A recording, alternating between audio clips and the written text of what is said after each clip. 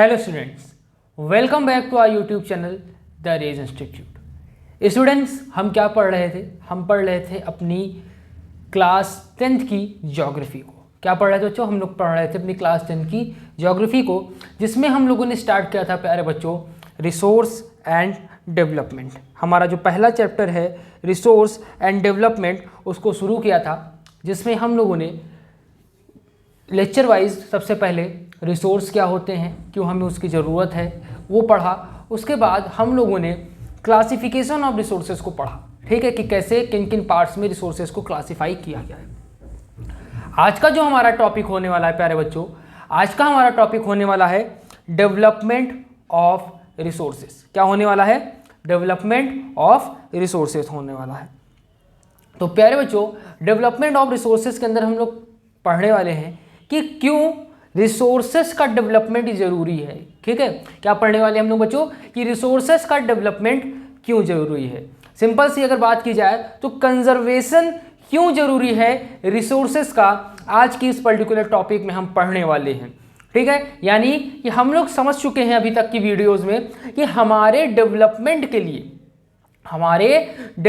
के लिए रिसोर्सेस का होना बहुत ज़रूरी है। यानी रिसोर्सेस एक बहुत ही महत्वपूर्ण भूमिका निभाता है हमारे डेवलपमेंट में, चाहे लैंड हो, वाटर हो। आप ओवरऑल सारी नेचर रिसोर्सेस, हमें रिसोर्सेस नेचर से मिलते हैं, तो ये सारे के सारे जो रिसोर्सेज होते हैं प्यारे बच्चों, ये हमारे डेवलपमेंट में कहीं ना कहीं बहुत महत्वपूर्ण भूमिका निभाते हैं। तो हमारे डेवलपमेंट के लिए रिसोर्सेज ज़रूरी हैं, लेकिन रिसोर्सेज का डेवलपमेंट क्यों जरूरी है? तो रिसोर्सेज का डेवलपमेंट जरूरी का मतलब, रिसोर्सेज के डेवलपमेंट से मतलब है कंजर्वेशन ऑफ रिसोर्सेज। ठीक है, कंजर्वेशन ऑफ रिसोर्सेज, कि अगर हमारे, पहली चीज तो हम जानते हैं कि हमारे पास जो भी रिसोर्सेज हैं वो लिमिटेड नेचर के हैं। क्या है प्यारे बच्चों?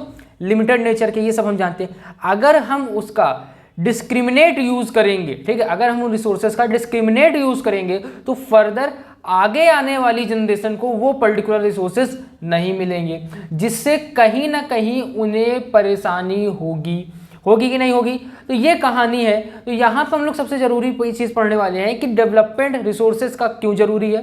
ठीक है, यानी रिसोर्सेज का डेवलपमेंट होगा तभी हमारा डेवलपमेंट होगा। ठीक है, आज के इस पर्टिकुलर टॉपिक में हम लोग इस बात को पढ़ने वाले हैं कि अगर हमें अपना डेवलपमेंट चाहिए तो हमें रिसोर्सेज का डेवलपमेंट करना पड़ेगा। तो आई बात समझ बच्चों, ये तो बात है कि हम लोग आज पर्टिकुलर टॉपिक में क्या पढ़ने वाले हैं। कि डेवलपमेंट ऑफ रिसोर्सेज को आप सिंपल वे में समझने के लिए लिख सकते हैं कंजर्वेशन ऑफ रिसोर्सेज। ये रिसोर्सेज को हम कैसे कंजर्व कर सकते हैं। ठीक प्यारे बच्चों, आई होप आपको मैं जो बात समझाना चाहता हूँ, जो मैं कनेक्ट कराना चाहता हूँ आपको पर्टिकुलर इस टॉपिक से, वो आप समझ पा रहे होंगे। चलिए, हमारी एनसीईआरटी क्या कहती है उससे हम लोग अपने बातों को शुरू करते हैं और पर्टिकुलर इस टॉपिक को पढ़ना शुरू करते हैं।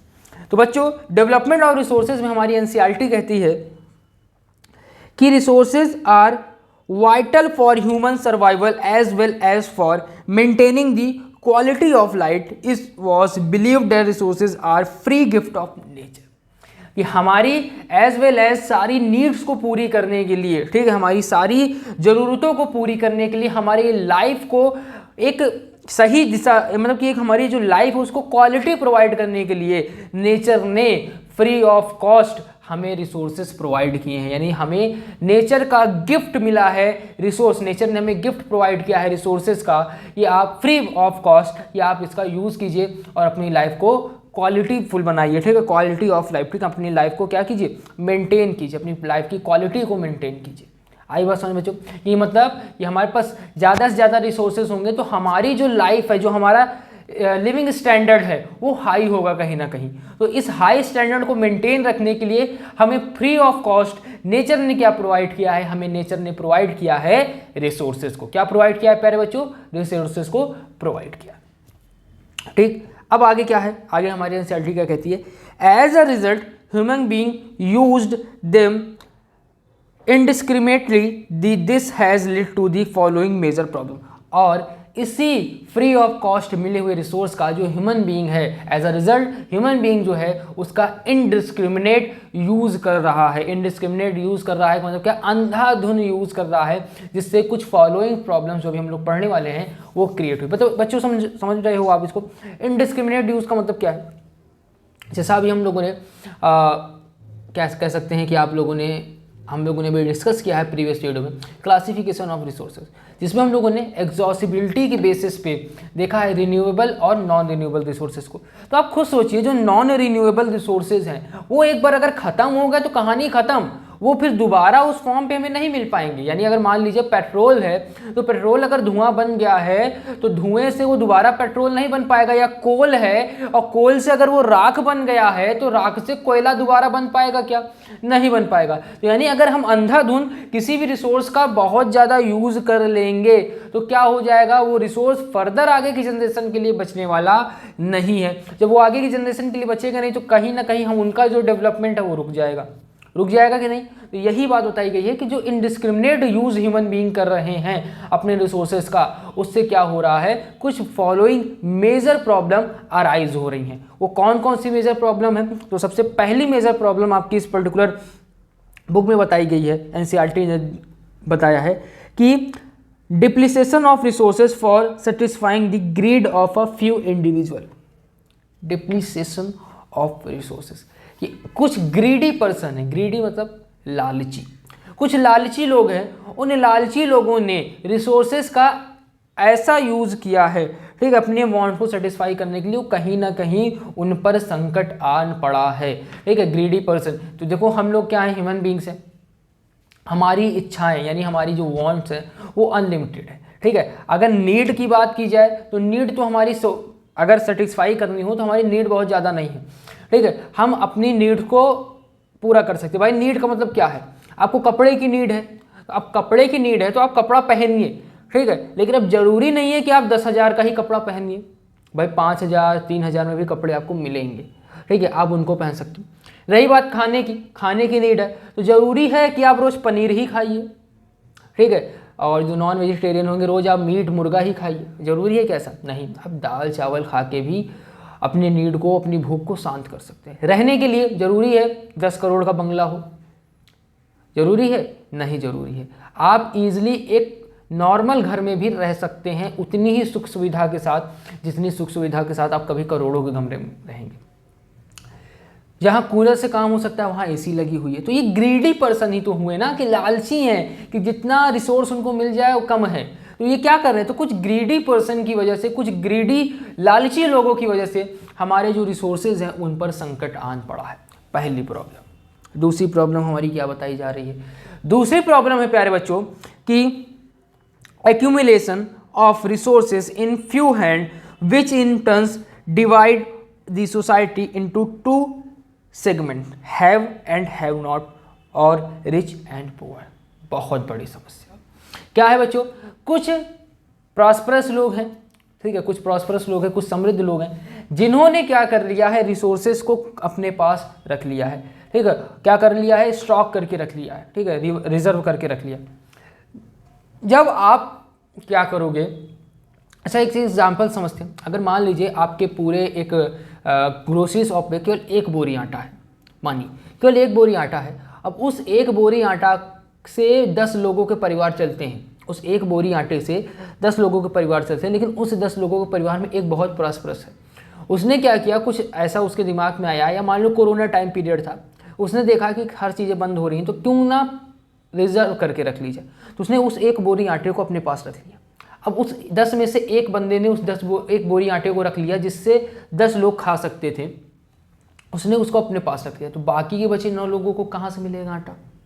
क्या रिसोर्स मिलेगा? एज अ रिसोर्स अगर आटे को देखा जाए तो क्या वह आटा एज अ रिसोर्स बाकी 9 लोगों को मिलेगा? नहीं मिलेगा। यही चीज़ होती है हमारे रिसोर्स के साथ, कि कोई एक पर्सन होता है जो क्या करता है, रिसोर्सेज को अपने पास रिजर्व करके रख लेता है, तो बाकी लोगों तक वो रिसोर्स पहुंच नहीं पाता, बाकी लोगों को उस क्वांटिटी में कह रहे हो रिसोर्स मिल नहीं पाता, जिससे समाज में 2 भाग बट जाते हैं, रिसोर्सेज ना मिलने वाला और एक रिसोर्सेज मिलने वाला। तो हैव नॉट, यानी जिनके पास रिसोर्स हैं और जिनके पास रिसोर्स नहीं है, पुअर और रिच का सेगमेंट आ जाता है, ठीक है। यानी आपकी जो सोसाइटी है वो 2 पार्ट्स में यहीं से डिवाइड हो जाती है, हैव और have not, rich and poor, यानी है किसी के पास और नहीं है, और रिच एंड पुअर यानी गरीब और अमीरी में बच जाती है। तो ये एक बहुत बड़ी समस्या है हमारे पास, ठीक। आई बात समझ में? आई होप आपको एग्जाम्पल से अच्छे समझ में आया होगा। एंड लास्ट हमारा क्या है, इनडिस्क्रिमिनेट एक्सप्लॉइटिंग, ठीक है, exploitations of resources has led to global ecological crisis such as global warming, ozone layer depletion, environment pollution and land degradation. अब क्या है कि आप देखोगे, जैसा कि आप सभी जानते हो कि ग्लोबलाइजेशन का एरा चल रहा है। कैसा एरा चल रहा है? ग्लोबलाइजेशन, यानी कि आप जानते हो कि हर एक देश दूसरे देश से जुड़ा हुआ है, ठीक है, हर एक देश दूसरे देश पर डिपेंडेंट है कह सकते हैं, ठीक है, क्योंकि सेल्फ सेटिस्फाइड कोई देश नहीं, हर देश के पास सारे रिसोर्सेज अवेलेबल नहीं है। तो एक देश दूसरे देश से जुड़ा हुआ है ग्लोबलाइजेशन के थ्रू, ठीक है, जिससे वो क्या कर सकता है, अपने गुड्स को एक्सचेंज कर सकता है, जो उसके पास नहीं वो हमसे ले लेगा, जो हमारे पास नहीं हम उससे ले लेंगे, ये सारी चीज़ें चल रही। और इसी ग्लोबलाइजेशन के इरा में आप देखोगे तो इकोलॉजिकल, ठीक है, ग्लोबल इकोलॉजिकल क्राइसिस आपको देखने को मिलेंगे, ठीक है, ग्लोबली इकोलॉजिकल क्राइसिस आपको देखने को मिलेंगे, जैसा कि ग्लोबल वार्मिंग, ठीक है, ग्लोबल वार्मिंग देख रहे हो, क्लाइमेट बहुत तेज़ी से चेंज हो रहा है, गर्मी है तो बहुत ज़्यादा गर्मी है, ठंडी है तो बहुत ज़्यादा ठंडी है, ये सारी चीज़ें देख रहे होगे।